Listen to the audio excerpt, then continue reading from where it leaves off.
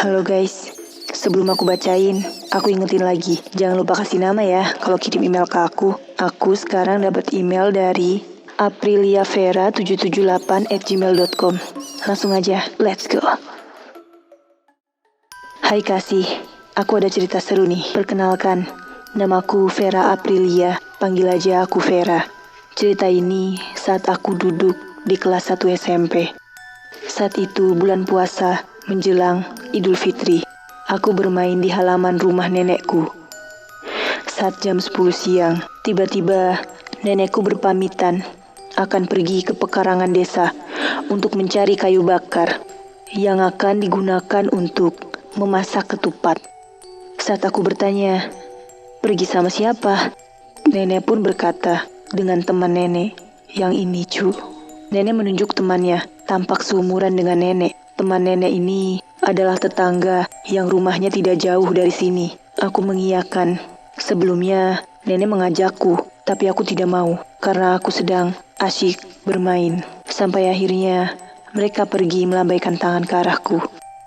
Sesampainya di pekarangan, mereka mencari kayu kering yang sudah berjatuhan. Kayu itu diletakkan di tangan kanannya. Terlihat seperti sedang menggendong cucu-cucunya. Aku tidak tahu banyak cerita saat mereka di sana. Tapi tepat pukul jam 12, nenekku kembali ke rumah dengan wajah khawatir dan ia sendirian. Aku pun bertanya kemana temannya, tapi nenek tidak menjawab. Nenek segera meletakkan kayu bakar dan bergegas masuk ke rumah. Nenek mengunci pintu kamarnya rapat-rapat, membuat aku kebingungan. Saat hari menjelang sore, salah satu keluarga teman nenek datang ke rumah. Mereka mencari teman nenek. Aku tidak tahu harus menjawab apa. Nenek pun belum juga keluar dari kamar. Aku membujuk nenek. Sampai akhirnya nenek mau keluar dari kamar dan mengatakan yang sejujurnya kalau temannya masih berada di pekarangan. Semuanya nampak bingung. Aku pun begitu. Akhirnya kami semua memutuskan untuk menjemput teman nenek. Semua warga berkumpul membantu mencari. Saat kita sampai di pekarangan, nenek menunjukkan di mana mereka mencari kayu bakar. Nenek mengingatnya benar-benar kalau temannya itu tadi di sini, di bawah pohon besar. Semua warga berpencar untuk mencari teman nenek. Nenek hanya duduk bersamaku karena lelah. Semua orang mencari teman nenek. Satu persatu warga datang dan mengatakan tidak ada hasil. Nenekku pejamkan mata dan membuka mata. Dia pun langsung pergi. Sontak aku terkejut. Aku mengikuti nenek. Ternyata nenek berjalan mendekati satu kuburan yang sudah tua. Kuburan itu tak terawat. Nama terang di batu nisan sudah pudar. Terlihat teman nenek berbaring lemas di samping batu nisan. Aku sangat syok. Warga pun berdatangan.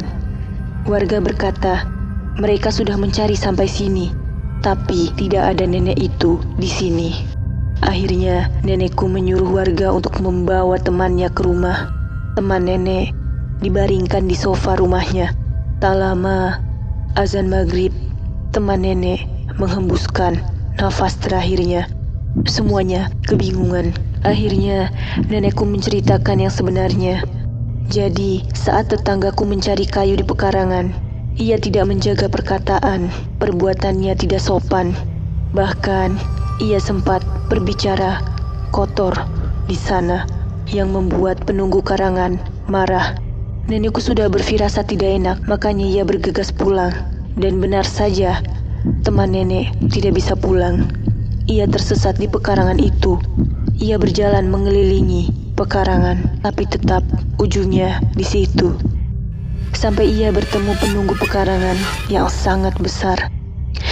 Saat melihat ke atas, terlihat banyak kuntilanak yang duduk di cabang pohon. Di balik pohon juga ada pocong yang mengangguk. Teman nenekku telah masuk ke dimensi lain. Rohnya tersesat ke sana akibat perbuatannya yang tidak sopan. Nenekku mengingatkan agar kita menjaga perbuatan dan perkataan dimanapun kita berada. Karena meskipun makhluk gaib tidak terlihat, tapi kita harus tetap menghargainya. Itulah cerita dari Vera. Thanks ya Vera. Seru ya. Buat yang lainnya, hati-hati loh. Dan kirim cerita kalian ke ceritamisteriku.id@gmail.com. Bye. Halo guys, kita ketemu lagi. Kali ini aku mau bacain email dari ramlirambelopa31@gmail.com. Namanya Ramli. Udah penasaran kan? Yuk guys, kita simak ceritanya. Halo kak, perkenalkan namaku Ramli. Asalku dari Luwu. Pada video kali ini, aku mau menceritakan pengalaman menyeramkan. Waktu itu, aku bersama teman-temanku sedang bermain bola di lapangan desa. Kata orang-orang, lapangan desa kami itu bekas kuburan Cina. Tapi, aku tidak terlalu memperdulikan itu. Yang terpenting main bola dengan senang. Aku bersama teman-teman bermain bola dengan asyiknya. Hingga tiba-tiba temanku Doni tidak sengaja menendang bola ke semak-semak jauh di belakang lapangan. Aku yang posisi sebagai kiper terpaksa harus mengambil bola itu di belakang. Doni yang merasa tidak enak denganku, akhirnya juga ikut menemani mengambil bola di belakang lapangan. Awalnya sih tidak ada apa-apa, tapi pas aku mau mengambil bola, tiba-tiba saja ada bayangan yang sangat cepat lewat di depanku. Aku kaget dan bertanya pada Doni, apakah dia juga melihat bayangan yang lewat tadi? Tapi ternyata Doni tidak melihatnya. Seketika itu juga, aku langsung merinding dan merasa ada yang tidak beres dengan tempat ini. Aku buru-buru menyuruh Doni dan teman-teman yang lain buat langsung pulang. Sebelum meninggalkan lapangan, aku yang masih kepo sempat menengok ke arah belakang. Di sana, aku menemukan ada perempuan yang rambutnya disanggul, bajunya berwarna merah, dengan wajah yang menunduk. Tapi anehnya cuma aku yang bisa lihat dia. Pas aku tanya teman-teman, mereka tidak melihat perempuan berbaju merah itu. Aku yang sudah terlanjur ingin tahu, akhirnya berjalan mendekati sosok perempuan itu sendirian, mengecek apakah dia hantu atau manusia beneran. Pas aku sudah ada di hadapannya, tiba-tiba perempuan itu mengangkat kepalanya. Wajah perempuan itu sangat menyeramkan, mukanya seperti punya banyak bekas cakaran. Ada darah di wajahnya dan mata perempuan itu juga hampir copot. Aku refleks melangkah mundur, wajahku penuh keringat dingin dan aku sempat tidak bisa bergerak dari tempat itu. Di situ, aku bisa mendengar jelas tawa perempuan itu yang sangat menyeramkan. Aku susah payah mengumpulkan keberanianku, dan ketika sudah terkumpul, aku langsung lari sekencang-kencangnya. Oh, serem banget. Itu dia cerita dari Ramli. Makasih ya Ramli sudah berbagi ceritanya. Buat yang lainnya, kirim cerita kalian ke ceritamisteriku.id@gmail.com. Bye.